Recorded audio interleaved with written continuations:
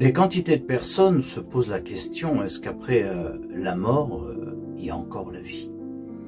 Alors ils se disent, c'est vrai qu'on écoute parler de deux endroits où passer l'éternité.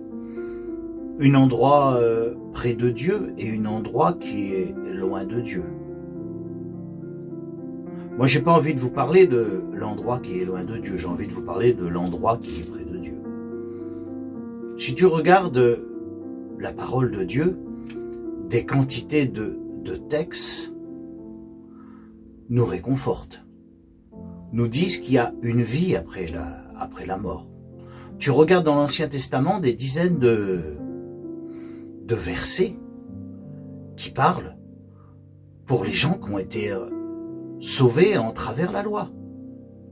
Tu regardes dans le Nouveau Testament, pareil, des quantités de versets qui parlent de ce réconfort et de cette vie qu'il y a après la mort pour les gens qui ont confié leur vie en Christ.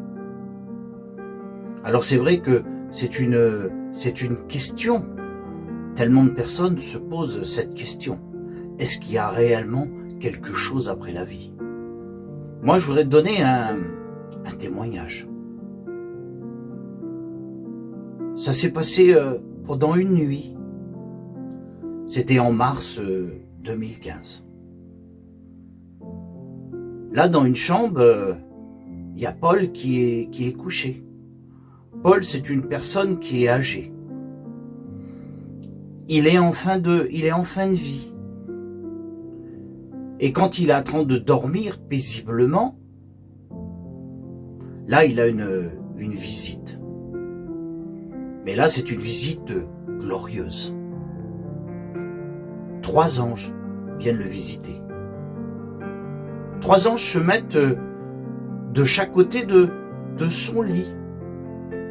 Un se met au pied du lit. Et là, Paul est émerveillé de voir ces 3 personnages qui sont autour de lui. Et il est en train de les contempler. Et là, les gens sont venus pour le réconforter.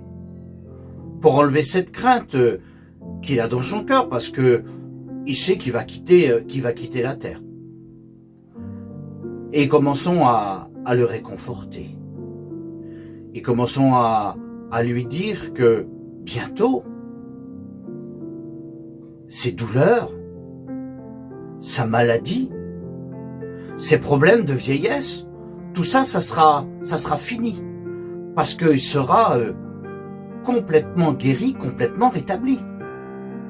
Mais lui, il a bien compris qu'il allait quitter cette terre.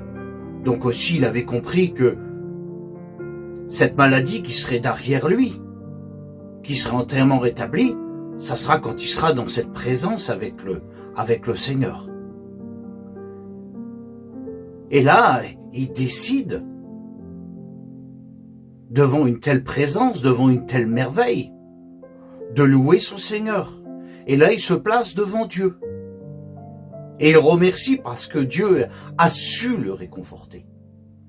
Dieu a su venir lui dire les mots que lui, il avait besoin d'entendre. Et là, il loue Dieu. Il loue Dieu de tout son cœur, de toute son âme, de tout son esprit. Et une fois que cette prière, cette louange à Dieu est passée, il se remit sur son oreiller et là, il s'endort paisiblement. Quelle rencontre! Le Seigneur vient le consoler. Quelque temps après, toujours dans cette même nuit, une visite revient le voir. Et là, cette fois-ci, c'est pour lui expliquer toutes ces merveilles de l'au-delà. Et lui, il écoute attentivement. Et il se sent ébahi par tout ce qu'il écoute, toutes ces merveilles. Des choses qu'il ne savait pas, qu'il n'aurait même pas pensé que c'était si merveilleux, que c'était si glorieux. Et attentivement, il écoute tout ce qu'on lui dit. Cette présence quitte la chambre.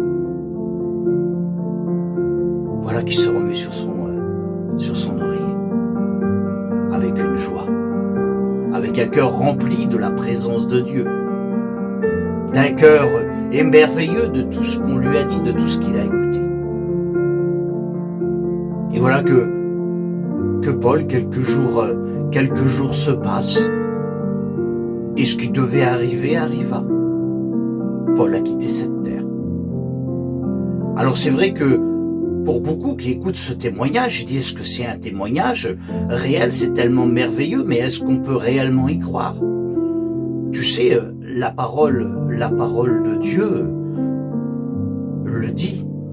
D'ailleurs, il y a plusieurs exemples. Quand Siméon s'adresse à Dieu, il dit, maintenant, Seigneur, tu me laisses partir en paix. On voit aussi cet exemple de Jésus quand il parle de Lazare. Il dit, Lazare est mort.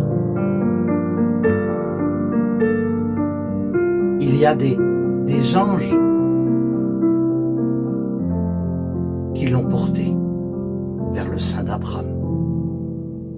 Tu peux retrouver ces deux textes-là. C'est dans Luc, chapitre 2 et chapitre 16. Il y a quelque chose que j'ai oublié de te dire. Cette nuit-là, j'étais dans la chambre. J'étais témoin de tout ce qui s'est passé.